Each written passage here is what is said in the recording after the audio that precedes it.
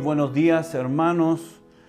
Muy buenos días. Día martes. Estamos comenzando este devocional de la hora de gracia. Muy bienvenidos, hermanos.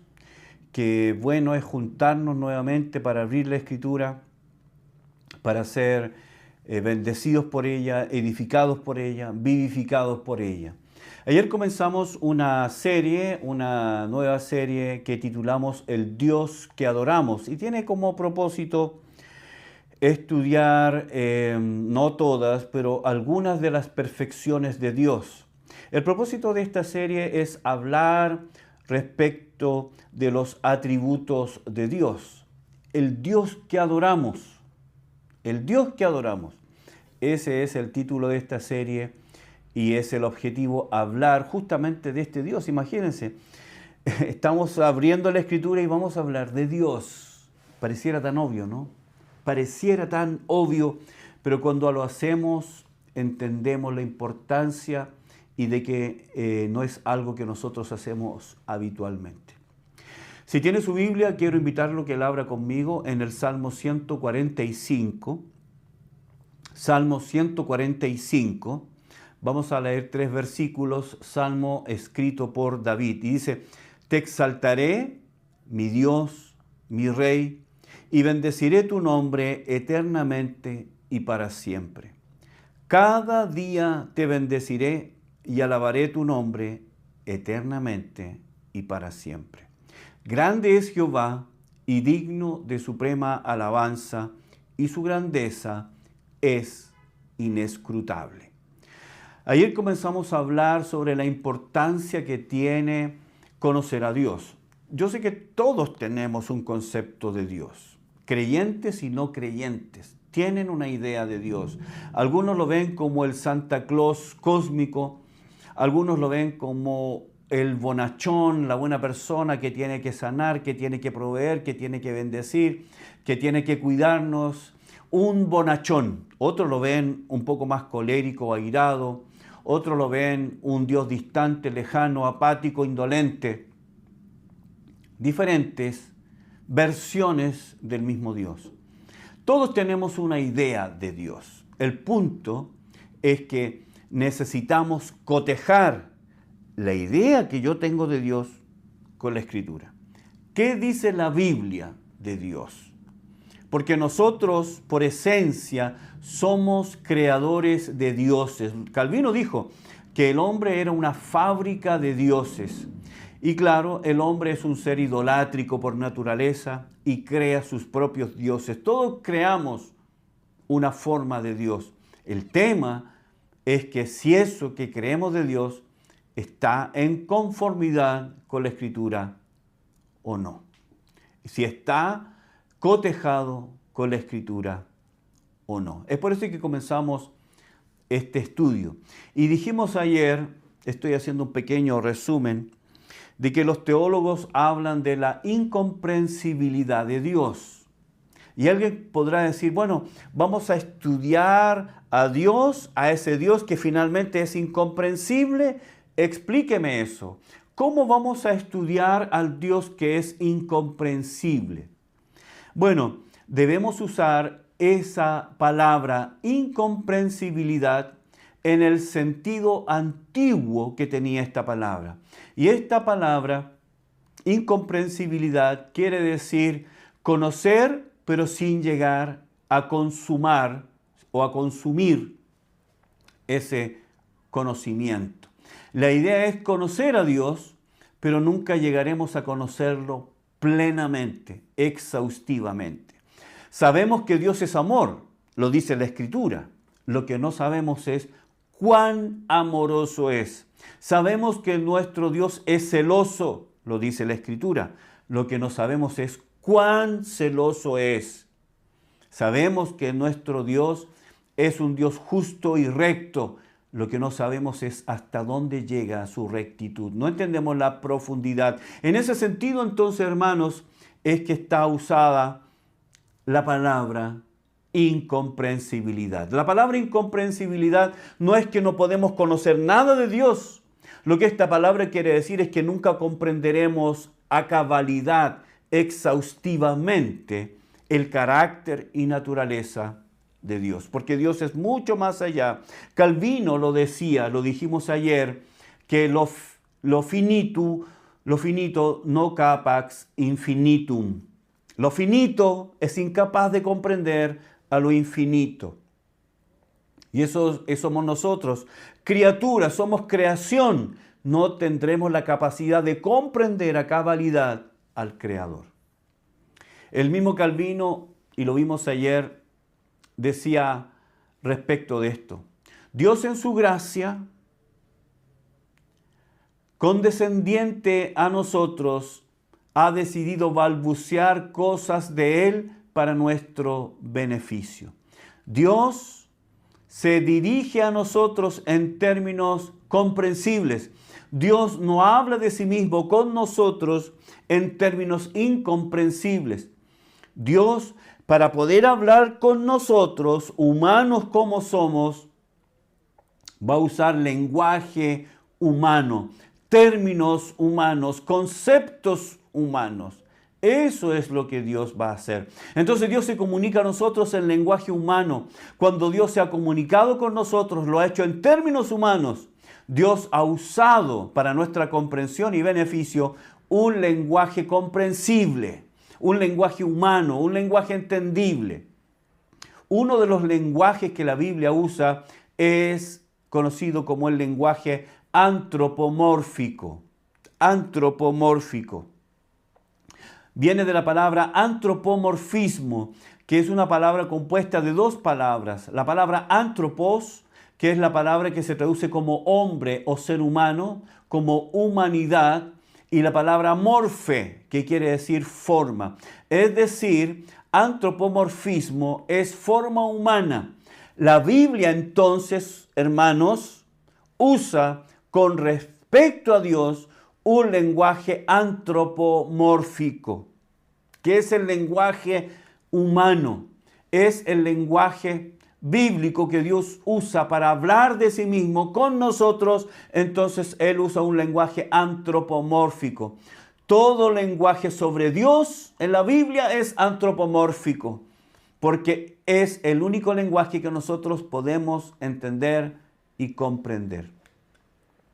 Cuando la Biblia habla de Dios, lo hace por medio del lenguaje humano antropomórfico. Por ejemplo, vamos a ver algunos versículos cuando la Biblia usa términos antropomórficos. Por ejemplo, la Biblia habla de la nariz de Dios, Salmo 18:8.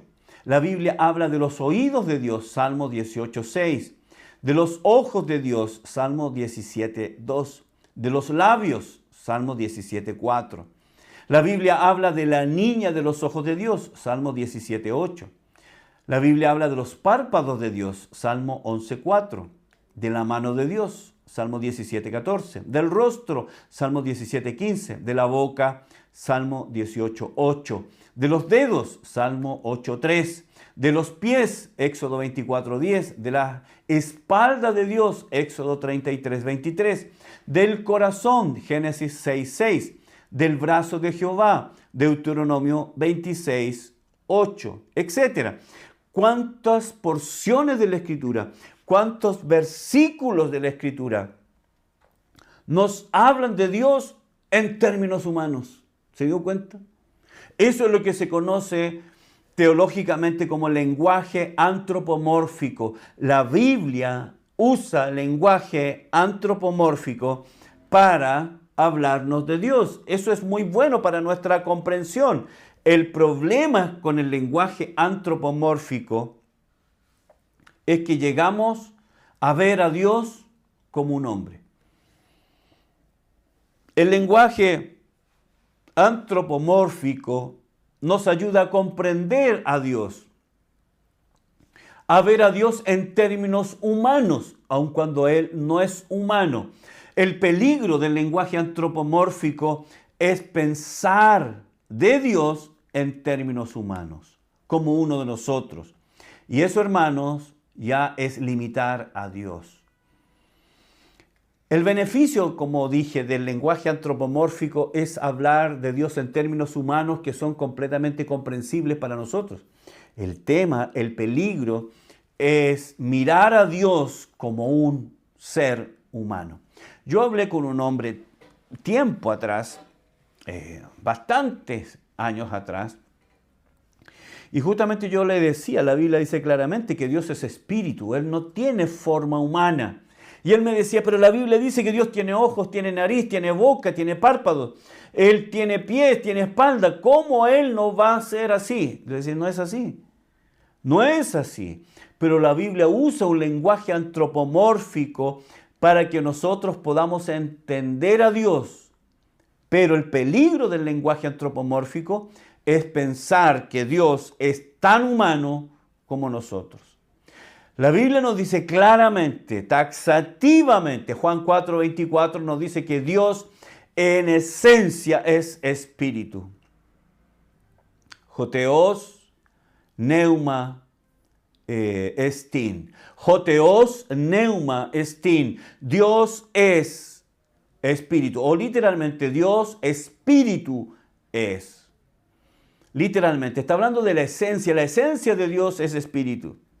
Así que Dios está lejos, completamente lejos, y es completamente diferente y distante de nosotros en su conformación. Dios no es como nosotros, Dios es espíritu. Pero de nuevo digo, la Biblia usa un lenguaje condescendiente. Dios usa un lenguaje que desciende a nosotros para que lo podamos comprender. El tema con eso es que muchas veces llegamos a pensar de Dios en términos humanos. Salmo 50, verso 21, dice, estas cosas hiciste y yo he callado. ¿Pensabas que de cierto sería yo como tú? Esta es la pregunta que Dios hace. ¿Tú crees que yo soy como tú? ¿Tú piensas que yo soy como tú? A veces pensamos que Dios es como nosotros. A veces pensamos que Dios, puesto que la Biblia usa un lenguaje antropomórfico, es como uno de nosotros. Y lo vemos como humanos. Lutero en esas cartas que intercambió con Erasmo de Rotterdam en el siglo XVI, en medio de esta batalla, de esta contienda, ¿no?, respecto de lo que se planteaba, o lo que Lutero quiso plantear en las 95 tesis que finalmente terminó provocando la reforma en la iglesia. Este cisma que se provocó, ¿cierto? Él escribió algunas cartas con Erasmo de Rotterdam, un reconocido teólogo del siglo XVI, y él le dice algo a Erasmo. Él lo corrige, Lutero lo corrige de la siguiente manera. Le dice, tus pensamientos sobre Dios son demasiado humanos. La idea, el concepto que tenía Erasmo de Dios, desde el punto de vista de Lutero, era muy humana.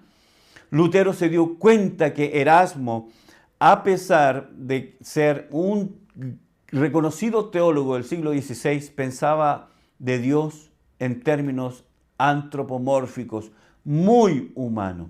También el lenguaje humano describe a Dios como un Dios que cambia de idea, por ejemplo. Esto es necesario, como dije, en el lenguaje humano. Génesis 6:6 nos habla que Dios se arrepintió de haber creado al hombre. Usted lo recordará.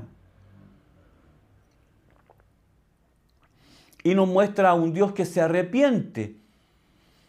Eso, hermanos, es otro tipo de lenguaje.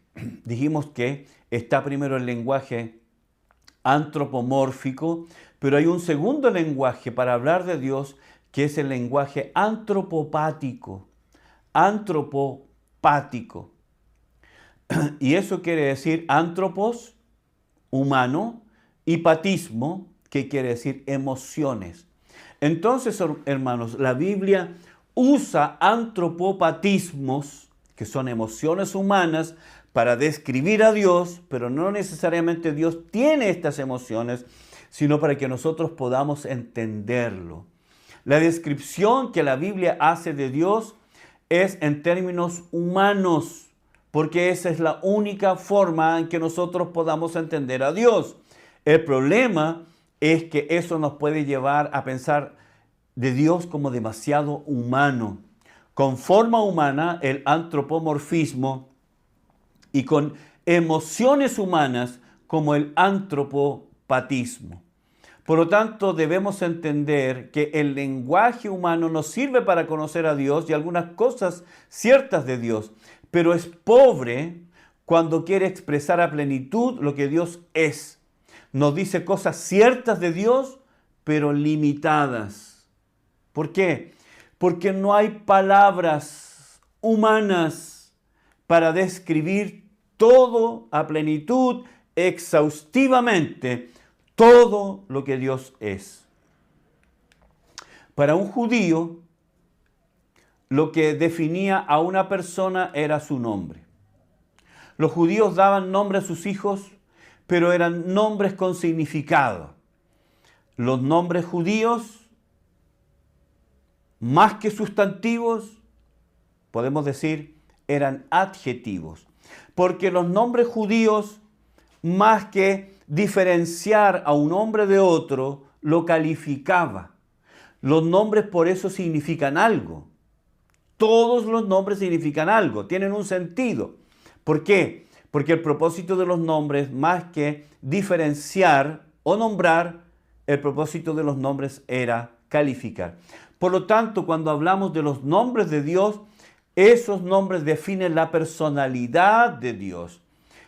El nombre era tan definitorio que el nombre sustituía a la persona misma. Por esta razón, la expresión más completa sobre Dios, lo que nosotros podemos conocer más profundamente a Dios, es por medio de sus nombres. Vayamos a Éxodo capítulo 3. Éxodo capítulo 3, versos 13 y 14. Éxodo capítulo 3, versos 13 y 14. Dijo Moisés a Dios: he aquí que llego a los hijos de Israel y les digo: el Dios de vuestros padres me ha enviado a vosotros. Si ellos me preguntaren: ¿cuál es su nombre? ¿Qué le responderé? Verso 14. Y respondió Dios a Moisés: yo soy el que soy. Y dijo: así dirás a los hijos de Israel: yo soy, me envió a vosotros. Moisés ha sido comisionado por Dios para sacar a Israel de Egipto, 400 años de esclavitud. Dios lo comisiona para que se presente delante de Faraón y le demande que deje salir a su pueblo. Y entonces Moisés pregunta: bueno, ¿de parte de quién vengo? Me van a decir: ¿quién es tu Dios? Yo vengo de parte de Dios. Y ellos van a decir: ¿quién es tu Dios? ¿Cómo se llama? ¿Cuál es su nombre? En otras palabras, ¿cuál es su carácter? ¿Cuál es su naturaleza? ¿Cómo es Él? ¿O cuál es la definición de Dios? Ellos no están preguntando: ¿cuál es el nombre de tu Dios? Para llamarlo por su nombre. Ellos están preguntando: ¿cuál es el carácter de Dios? ¿Cuál es la naturaleza? ¿Cuál es la esencia de Dios? Y Dios le responde a Moisés. ¿Cuál es la respuesta de Dios a Moisés? Me llamo Federico, me llamo Enrique, me llamo Gregorio. ¿Cómo se llama? ¿Cuál es el nombre? Dios le responde: yo soy el que soy. En el hebreo es la frase Eyé es ser Eyé. Eyé es ser Eyé. En el hebreo es un verbo que se encuentra en el tiempo imperfecto. Y el tiempo imperfecto en el hebreo indica una acción que no termina, una acción que no ha terminado, una acción que no ha concluido. Por lo tanto, el nombre podría ser traducido: yo sigo siendo el que sigo siendo. O en otras palabras, yo seguiré siendo el que sigo siendo. Yo seré el que seré. Y el verbo, este verbo, en el tiempo imperfecto, nos da la idea de una actividad constante, continua, permanente, sin cese de funciones, una existencia sin límites. Entonces la idea con esta autodefinición del propio Dios es mostrarnos al Dios eterno, al Dios que existe por sí mismo, de sí mismo y para sí mismo. Es un Dios que no depende de nada, de nadie para su existencia. Él es la fuente de todo. Él es el inicio de todo lo que existe, arriba en los cielos, abajo en la tierra. Todo está sujeto a Él y Él ejerce dominio sobre todo. No hay un lugar donde Él no pueda estar. No hay alguna cosa santa que Él no haya afectado. No hay nada que ocurra que Dios no lo haya determinado, que Él no lo haya hecho. Él lo sabe todo, su conocimiento es infinito, es capaz de hacer todo lo que Él ha determinado hacer. Nadie podrá venir a Dios y decirle, ¿qué haces? ¿Qué estás haciendo? ¿Por qué lo haces? Dios es eterno, Él es para siempre. Ese es el significado de yo soy el que soy. El nombre de Dios que define a Dios incluye 3 conceptos claros sobre Dios. El primero es que Dios es trascendente, inefable. Es decir, no hay palabras que puedan expresar todo lo que Dios es. Número 2, Dios es autoexistente. Dios existe por sí mismo, de sí mismo y para sí mismo. Él no depende de nada ni de nadie. A Él no le hace falta nada. Él no necesita oxígeno para respirar, porque si no tiene oxígeno se muere. Dios no necesita. Él no necesita comer, porque Él vive de sí mismo. Él no necesita alimentos para vivir. No lo necesita. Dios es autoexistente. Y número 3, Dios no cambia. Él es el mismo ahora y para siempre. Él es ahora lo que será para siempre, perpetuamente, sin cambio, sin alteración, sin corrección, sin ajuste, sin madurez. Él será el mismo, su esencia será la misma para siempre, sin cambio. Ese es nuestro Dios y ese es el Dios que nosotros vamos a estudiar en esta serie. Quiero terminar con lo que dijo Charles Spurgeon cuando él comenzó un estudio sobre Dios. Él dijo, el estudio adecuado del cristiano es la deidad. La ciencia más alta, la especulación más elevada, la filosofía más poderosa que puede cautivar la atención de un hijo de Dios es el nombre, la naturaleza, la persona, los hechos y la existencia del gran Dios a quien él llama su Padre. Tremendas palabras de Spurgeon hablando de Dios. Este es el desafío más grande que creyente pueda tener, conocer y entender al Dios a quien Él llama su Padre. Muchas gracias por acompañarme en el devocional de hoy. Muchas gracias una vez más por sus saludos, por compartir este mensaje con otros. Lo agradecemos mucho. Nos volvemos a encontrar mañana para seguir estudiando este tema sobre el carácter y naturaleza de Dios. Que Dios les bendiga. Nos vemos mañana.